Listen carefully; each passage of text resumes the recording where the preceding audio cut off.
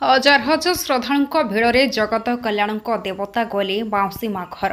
ଯାଜପୁର ଜିଲ୍ଲାର ବ୍ୟାସ ସରୋବର ଜଗନ୍ନାଥ ମନ୍ଦିରଠାରେ ଶ୍ରଦ୍ଧାଳୁଙ୍କ ଭିଡ଼ ମଧ୍ୟରେ ମହାପ୍ରଭୁ ଜଗନ୍ନାଥଙ୍କ ରଥଯାତ୍ରା ଅନୁଷ୍ଠିତ ହୋଇଯାଇଛି। ଶୁକ୍ରବାର ଦିନ ସକାଳୁ ପ୍ରଥମେ ମହାପ୍ରଭୁଙ୍କ ନେତ୍ରୋତ୍ସବ ଓ ନବଯୌବନ ବେଶ ଅନୁଷ୍ଠିତ ହୋଇଥିଲା। ମନ୍ଦିର ପରିସରରେ ହଜାର ହଜାର ଭକ୍ତଙ୍କ ସମାଗମରେ ସକାଳୁ ପୂଜାର୍ଚ୍ଚନା ଘୋଷ ଯାତ୍ରା ନୀତି ଆରମ୍ଭ କରାଯାଇଥିଲା। ଅପରାହ୍ନରେ ଶ୍ରୀଜୀଉଙ୍କ ପହଣ୍ଡି ବିଜେ ପରେ ମୁଖ୍ୟ ସେବକଙ୍କ ଦ୍ୱାରା ରଥରେ ଛେରା ପହରା କରାଯାଇ ରଥଟଣା ଆରମ୍ଭ ହୋଇଥିଲା। ତିନି ଠାକୁର ରଥରେ ବିରାଜମାନ କରି ପରିକ୍ରମା କରି ମାଉସୀ ମା ମନ୍ଦିର ଅଭିମୁଖେ ଯାତ୍ରା କରିଥିଲେ।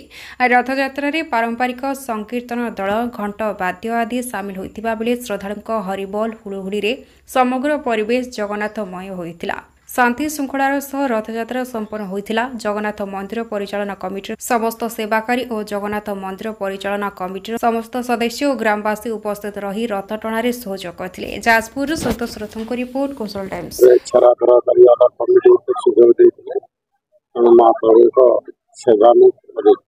ବ୍ୟାସନଗରବାସୀ ସମସ୍ତେ ସହଯୋଗ କରୁଛନ୍ତି। ତେଣୁ ଏହି କମିଟିରେ ଶଙ୍ଖ ମଧ୍ୟ ଶତଦଳ କମଳେ ରତ୍ନ ସିଂହାସନସ୍ତଂ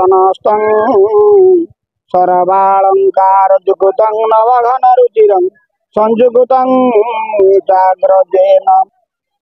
ବ୍ୟାସନଗର ମ୍ୟୁନିସିପାଲିଟି 26 ନମ୍ବର ବ୍ୟାସ ସରୋବର ଜଗନ୍ନାଥ ମନ୍ଦିର ଘର ଖଣ୍ଡାତା ନିରଞ୍ଜନ ରାଉତ ପୂର୍ବତନ କାଉନସିଲର।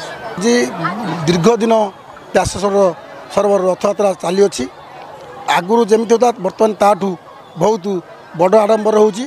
ବ୍ୟାସନଗର ମ୍ୟୁନିସିପାଲିଟି 26 ଗୋଟି ୱାର୍ଡ଼ରୁ ପ୍ରବଳ ସଂଖ୍ୟାରେ ଲୋକ ଏଠି ସହଯୋଗ କରୁଛନ୍ତି।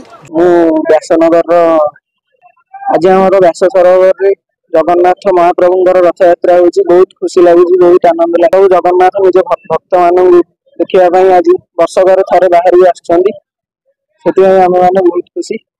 ଆସିଲିଣି ପ୍ରାୟ 2:30 ଆସିକି ମୁଁ ଜଗନ୍ନାଥଙ୍କ ରଥର ଦୌଡ଼ି ବନ୍ଦାବନ୍ଧି କଲି, ସୁଯୋଗ ପାଇଲି। ଆଜ୍ଞା ମୁଁ ପହଣ୍ଡି କରୁଥିଲି।